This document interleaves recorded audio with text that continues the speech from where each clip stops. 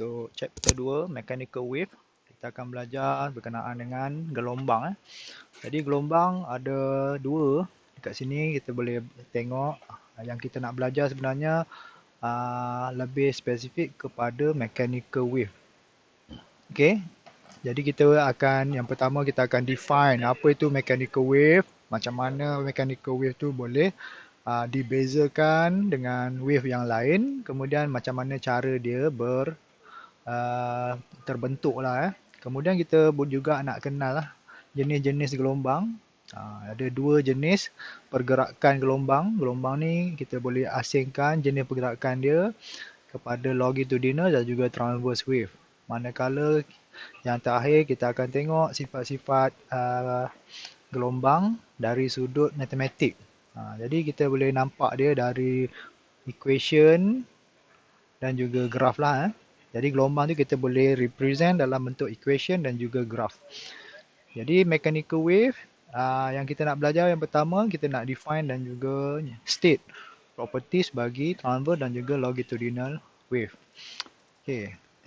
Jadi secara umumnya saya tengok kat sini dia tunjukkan jenis-jenis gelombang lah. Jadi apa yang boleh kita nampak kat sini dia overlap antara satu sama lain. Jadi cukuplah yang pertama, kalau saya suka susun wave dia pecah kepada dua jenis lah. Ada gelombang yang pegun ataupun dia tidak progresif. Kalau kita panggil progresif tu progressive wave maksudnya gelombang yang bergerak, moving. Ada juga gelombang yang pegun, yang tidak bergerak. Kita panggil standing wave. Okay, contohnya macam gelombang dalam tali gitar. Okay, jadi gelombang tu tak bergerak. Jadi yang kita nak belajar pada hari ini, gelombang mechanical wave lah, lebih spesifik. Mechanical wave terbahagi kepada dua, standing dan juga progressive wave. Dalam progressive wave ni dia ada dua jenis pergerakan, cara bergeraknya. Yang pertama secara longitudinal dan juga transverse. Okey. Jadi pecahan dia begitulah. Manakala yang electromagnetic wave ni dia sejenis wave lah. Tapi dia bukan mechanical wave. Jadi electromagnetic wave dia salah satu daripada wave. Cuma dia bukan mechanical wave. Jadi mechanical wave ni yang semua gelombang yang memerlukan medium. Jadi dalam tajuk ni kita nak belajar berkenaan dengan mechanical wave. Jadi electromagnetic wave ni just pengenalan sajalah, dia nak tunjukkan dia adalah sejenis gelombang tetapi dia bukan gelombang yang kita nak bincangkan dalam tajuk ni lah. Okay. Jadi pecahan dia macam tu. Jadi apa itu mechanical wave? Macam tadi, mechanical wave adalah gelombang ataupun pergerakan yang dicetuskan oleh gangguan, disturbance dalam medium yang menghasilkan getaran pada zarah-zarah medium tersebut, lalu dia menyampaikan atau transfer energi. Apa itu gangguan? Macam contohnya air. Kalau kita ganggu permukaan air, jadi dia akan menghasilkan gelombang. Jadi gelombang tu adalah hasil daripada getaran permukaan air tersebut dan kita nampak dia seolah-olah bergerak lah. Yang sebenarnya bukan partikel tu yang bergerak tetapi gelombang tu yang bergerak. Gelombang tu adalah gangguan, disturbance pada permukaan air. Jadi bagi mechanical wave dia memerlukan medium, dia perlukan air, udara ataupun solid. Jadi kalau benda gelombang tu memerlukan medium, jadi dia adalah mechanical wave.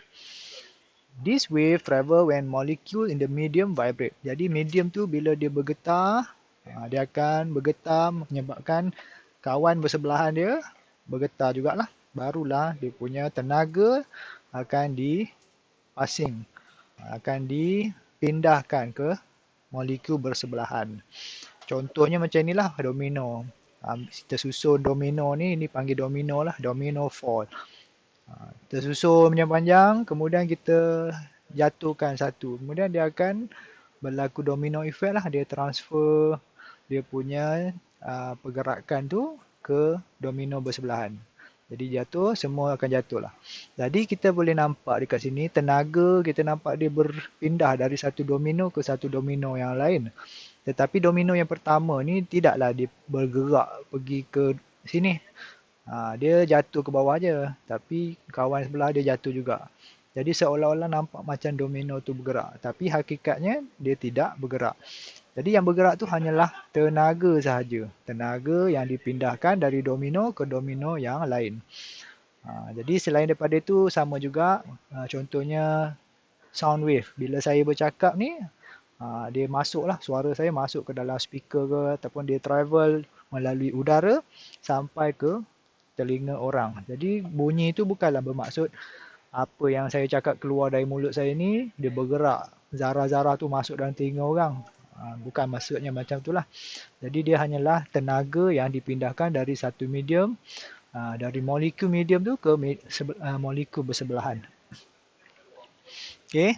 Jadi dia nak ceritakanlah tentang bagaimana formation bagi mechanical wave. Macam kita cakap tadi, an object is disturbed, it cause the particle in the object to vibrate. Jadi pertama, kalau ada contohnya satu permukaan air. Jadi permukaan air yang tenang. Jadi contoh kalau kita ada jari, kita kacau ataupun kita ganggu. Kita celupkan jari kita, satu jari, kita celupkan ke dalam permukaan air. Apa yang berlaku, dia akan menghasilkan gelombang. Jadi itu yang kita nampak lah. Jadi macam mana gelombang itu terhasil? Sebenarnya zarah yang pertama tu dia terganggu, dia tergerak ke bawah. Okay? Jadi menyebabkan zarah bersebelahan dia pun ikut sama dan berayun lah. Lama-lama zarah tu dia akan mempengaruhi zarah-zarah bersebelahan. Okay? The particle near the disturbance vibrate first. Kemudian dia ada tenaga lah, bila dia vibrate dia ada tenaga dan setiap partikel ni dia behave seperti simple harmonic. Kalau kita tengok kat sini, kita letak satu satu kapal mainan atas permukaan air ni, kita akan nampak dia vibrate ke atas ke bawah, ke atas ke bawah. Jadi dia mematuhi simple harmonic motion. Setiap partikel pada permukaan air tersebut akan mematuhi simple harmonic motion. Dan yang tenaga akan dipindahkan lah. Kalau kita celup kat sini, dia akan menyebabkan hujung ni pun akan vibrate jugalah. Jadi dia punya vibration tu dia copy vibration dia punya source, sumber bagi wave tersebut. Okay, jadi situasi ni kita panggil mechanical wave. Jadi mechanical wave dia ada dua, transverse dan juga longitudinal. Yang ni pun dah belajar masa SPM kan.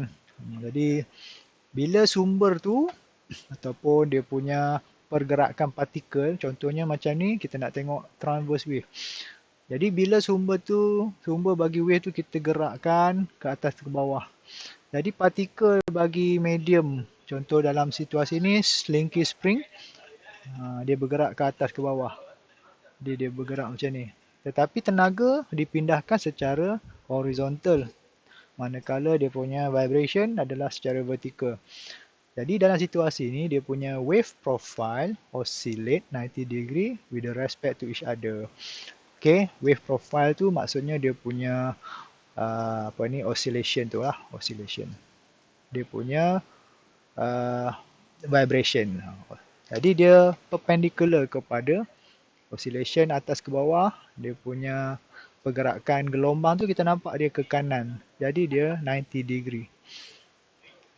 Okay, the particle oscillate up and down, the wave propagate to the right. So dia 90 degree each other. Jadi wave profile dia, oscillation dan juga dia punya energy transfer tu adalah 90 darjah.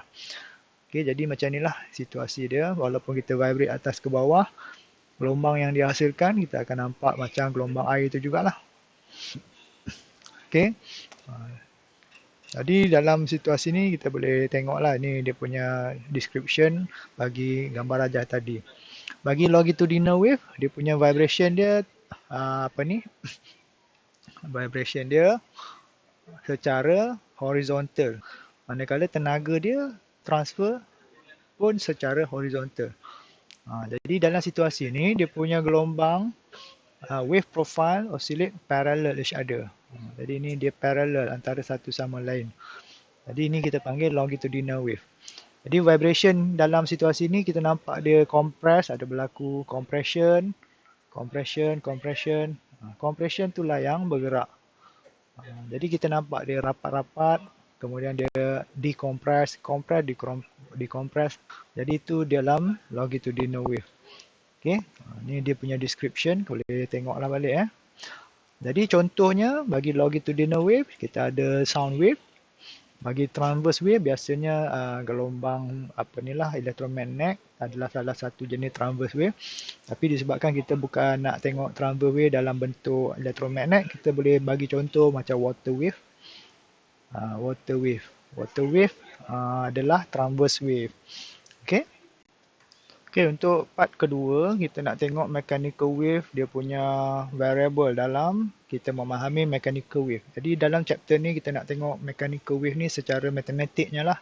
Jadi setiap gelombang kita boleh display dia dalam bentuk function macam kita buat dalam simple harmonic.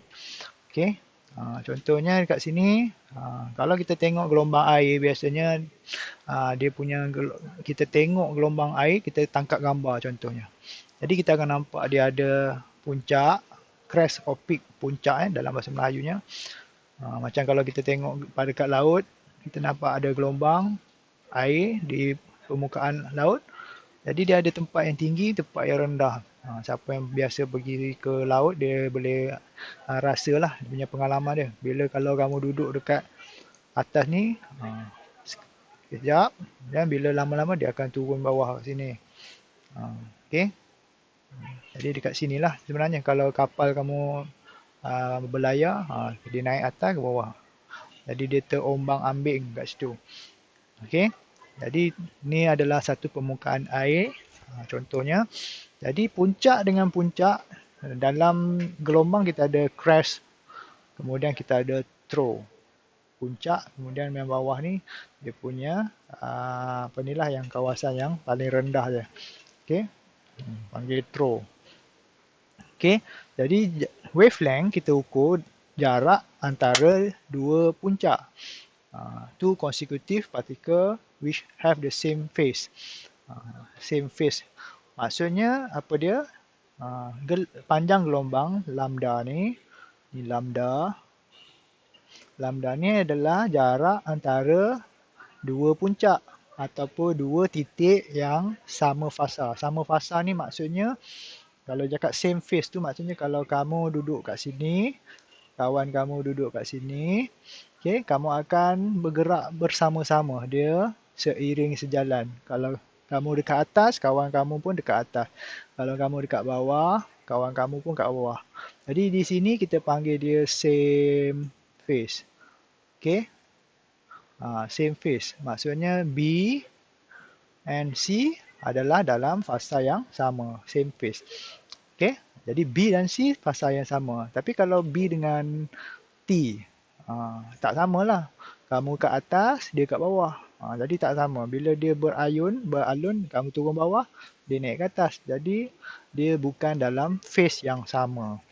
Okay. Jadi ada tempat dua titik tu kita boleh tengok dia same phase. Kalau kat sini, kat A, B, C dia same phase. Jadi jarak antara dua titik yang bersebelahan, yang same phase bersebelahan, kita panggil dia, two consecutive ni bersebelahan bersebelahan. Okay. Panjang gelombang ataupun wavelength adalah, kita define adalah jarak antara dua titik bersebelahan yang sama fasa. Itu dia punya nilai dia lah. Ataupun define with the distance for one complete wave cycle. Itu definition. Okay, ini contohlah partikel B dan partikel C adalah same phase. Kalau partikel P dan Q, cuba tengok. P dan Q same phase. Q, P.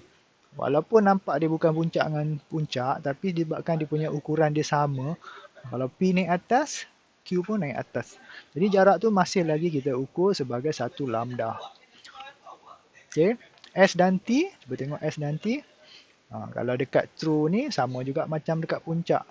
Kalau dia dekat bawah, kalau T naik atas, S pun akan naik atas. Jadi bila dia sama fasa, bersebelahan, jarak antara dua titik tu kita panggil sebagai wavelength. Unit bagi wavelength adalah meter lah biasanya, ataupun bergantunglah pada soalan. Milimeter boleh, sentimeter boleh. Tapi biasanya dia besar lah. Gelombang ni biasanya besar. Kalau gelombang gelombang-gelombang elektromagnet barulah kecil-kecil kan. Okey, tu dia punya lambda. Okey, untuk period pula adalah masa yang diambil, time taken for the particle in the way to complete one cycle. Ni macam dalam simple harmonic. Okey, period adalah masa yang diambil for the wave profile move a distance of one wavelength. Jadi macam mana? Apa dia punya cara dia? Kalau kita tengok dekat gambar rajah ni, contohnya lah kalau kita duduk dekat sini naik kapal. Satu period bersamaan dengan kalau kamu duduk dekat atas kapal ni, kamu akan berayun dari atas ke bawah. Okey, masa yang diambil untuk dari atas ke bawah, bawah ke atas. Dia sampai balik titik dia, dia punya time taker tu bersamaan dengan satu period. Jadi kena ambil ukuran lah masa dia. Okey, jadi satu complete cycle, satu complete dia punya displacement ni daripada amplitude positif turun ke bawah, naik atas balik, itu kita panggil dia satu period. Okay, itu period. Okay, jadi period of wave bersamaan dengan period of the particle on the wave. Okay, satu period bagi wave tersebut sama juga dengan period bagi satu partikel. Macam tadi lah, sepanjang-panjang wave tu dia ada banyak partikel. Okay, period dia bersamaan dengan satu period untuk satu partikel ni. Dia naik atas, turun bawah, naik atas. Period ni dia mewakili period untuk keseluruhan gelombang tersebut. Okay. Manakala bila kita dah ada period, kita boleh pakailah formula period macam dalam simple harmonic motion. Dan unit bagi period adalah second. Okay. Seterusnya kita ada frekuensi. Frekuensi ni number of cycle produced in 1 second. Macam apa tu juga simple harmonic, kita boleh kira frekuensi gunalah formula period tu 1/f. Jadi F sama dengan 1/t. Unit bagi frekuensi kita pakai hertz ataupun per second. Second negatif 1. Okey, untuk amplitude macam sama jugalah. Puncak dengan puncak. Okey. Kalau kita tengok amplitude dalam satu gelombang, puncak dia tu, jarak paling tinggi tu kita panggil sebagai amplitude. Kalau kita duduk atas kapal ni, dia duduk ke atas sekali, ini adalah dia punya amplitude. Kat bawah tu dia punya negative amplitude. Sama je macam kita buat dalam simple harmonic. Dan unit bagi amplitude, unit meter. Jarak kan? Jarak kita pakai unit meter. Okey, dalam dalam chapter 2 ni dia ada satu lagi dinamakan wave number. Wave number ni adalah number of wave dalam satu unit length. Jadi dia ratio lah, ratio berapa cycle dalam unit length. Maksudnya dalam 1 meter ada berapa gelombang. Contoh kat sini, ni 1 meter. So 1 meter ada 1 gelombang. Jadi 2 pi over 1 meter lah. Jadi ni secara mathematicalnya dia mengukur berapa banyak gelombang dalam satu panjang. Okey. Jadi ni formula dia. Jadi kita akan gunakan untuk buat pengiraan lah. Okay, dan unit bagi wave number adalah radian per meter. Okay, untuk seterusnya kita akan tengok macam mana nak interpret and use equation for progressive wave.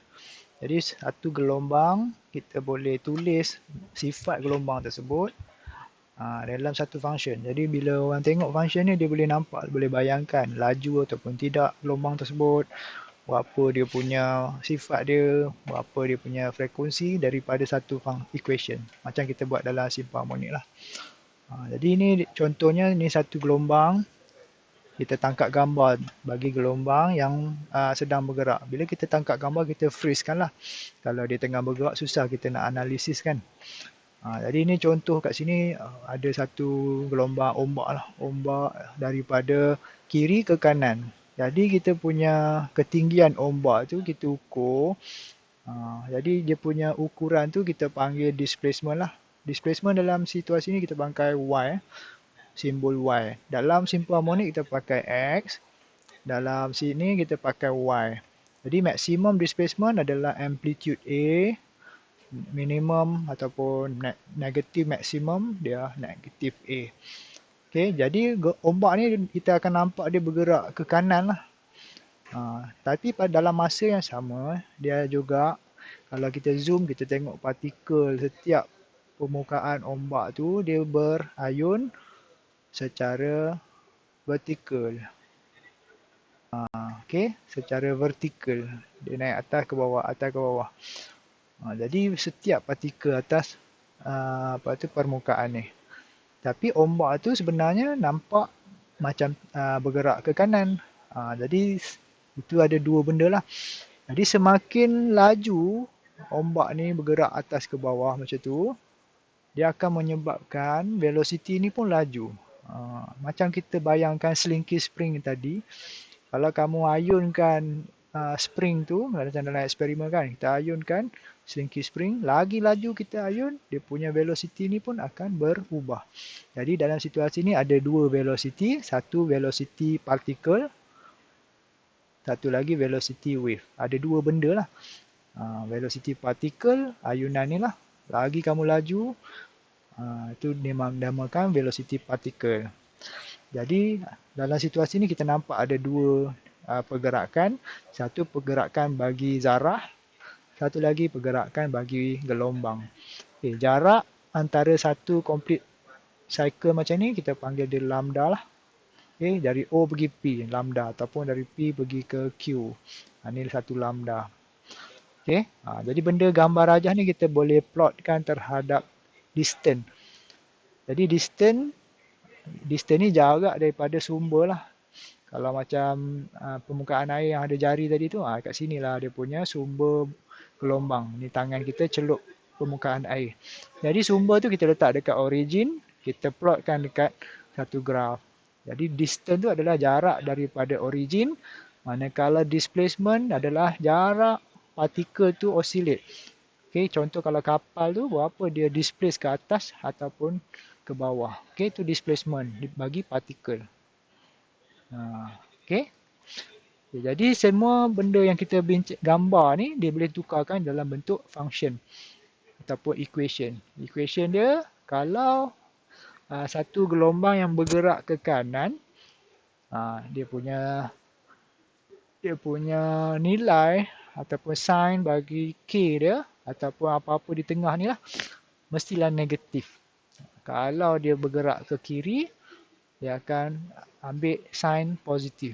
Jadi function ni kalau kita tengok dia seolah-olah macam sama dengan function bagi simple harmonic. Yang berbezanya hanyalah dia tambah dekat apa?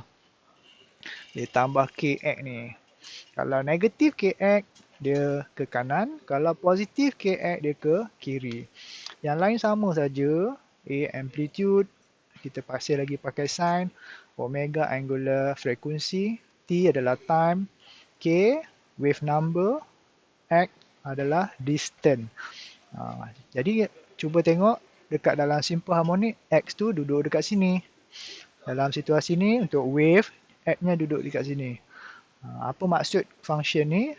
Function ni menunjukkan ada dua variable yang menentukan berapa ketinggian ataupun displacement dia. Kamu bayangkan tadi, displacement tu adalah ombak.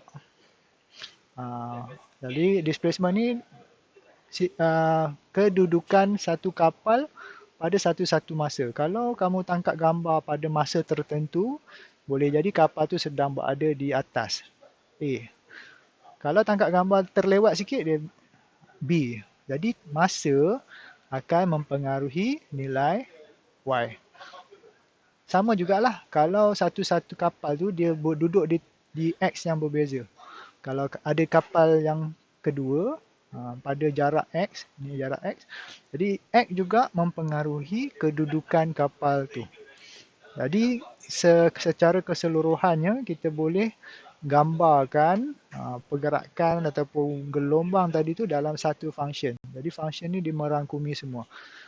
Dia menunjukkan hubungan antara masa dan juga displacement terhadap dia punya jarak partikel tu daripada equilibrium position. Okay. Jadi macam simple harmonic motion juga anda akan gunakan formula ni. Kemudian kita gunakanlah maklumat yang telah dibagi dalam soalan. Kemudian kita akan cuba compare dengan equation bagi displacement ni. Okay. Jadi ni dia punya explanation lah untuk tadi. Okay, yang ni yang saya cakap tadi, particle vibrational velocity adalah berapa kelajuan partikel tu ke atas ke bawah. Velocity particle. Manakala velocity bagi wave adalah berapa laju velocity wave tersebut lah. Jadi kita boleh bezakan. Jadi dua benda ni berbeza. Satu velocity particle, satu lagi velocity bagi wave. Jadi kalau kamu vibrate laju-laju benda ni, dia akan mempengaruhi lah juga velocity bagi wave. Macam kamu ambil satu tali, kamu vibrate atas ke bawah, dia akan mempengaruhi dia punya kelajuan. Jadi velocity bagi wave kita dapat daripada function x tadi. Macam biasalah, velocity bagi wave kita kena buat differentiation. Differentiate. Okay. Jadi ini macam kita buat dalam simple harmonic. Macam mana dak function A omega cos omega t plus minus kx ni kita differentiate. Macam mana differentiate? Pertama salin dulu A. Ini dia punya y lah kan. Kita gantikan y. A sin omega t kx ni. Kemudian kita bawa keluar. Pertama salin dulu A. Kemudian bawa keluar omega keluar. Dapat omega. Kemudian sin kita tukar jadi cos. Kemudian salin balik semula apa yang ada dalam ni. Okey, sama je lah macam kita differentiate dalam simple harmonic. Jadi dapatlah yang ini. Jadi yang belah sini ni tak ada beza sangat lah. Ini dia punya apa ni cara tulis, cara penulisan saja. Nak tulis V saja pun tak ada masalah. Okey. Jadi ini dia punya velocity. Velocity yang kita kira menggunakan differentiation ni adalah velocity vibration ni. Okay, particle vibrational velocity. Jadi yang kedua kita ada juga velocity bagi wave. Yang ini velocity wave. Okay, jadi V wave. V wave kita pakai formula yang macam kita pakai masa SPM. V sama dengan F lambda ataupun lambda F. Jadi velocity wave propagation velocity ni adalah jarak pergerakan bagi wave dalam satu-satu masa. Dan saya cakap tadilah pergerakan dia berapa laju satu gelombang tu bergerak. Kalau kelajuan tsunami contohnya, berapa laju dia. Itulah dia panggil wave propagation velocity. Jadi unit dia bergantung kepada jarak lah. Jadi kita pakai V sama dengan F lambda boleh ataupun kita boleh derive guna formula ni. Okay, ini formula dia lah. Dan unit bagi velocity adalah meter per second. Jadi velocity ni dia propagate pada paksi X. Jadi kamu tengok unit dia apa. Kalau particle velocity tadi, dia propagate ikut paksi Y. Kena tengok unit apa. Jadi kalau paksi X dia pakai meter, kita pakai meter per second. Okay. Alright. Jadi, okay, ni dia punya summary. Progressive wave adalah wave profile move or particle vibrate with same amplitude. Yang ni kena ingat lah. Neighboring particle vibrate with different phase or particle vibrate produced by disturbance in a medium dan juga transmit energy. Yang ni dia punya cara kita nak menghafal lah. Kalau anda nak hafal apa itu progressive wave, ni dia dah ringkaskan.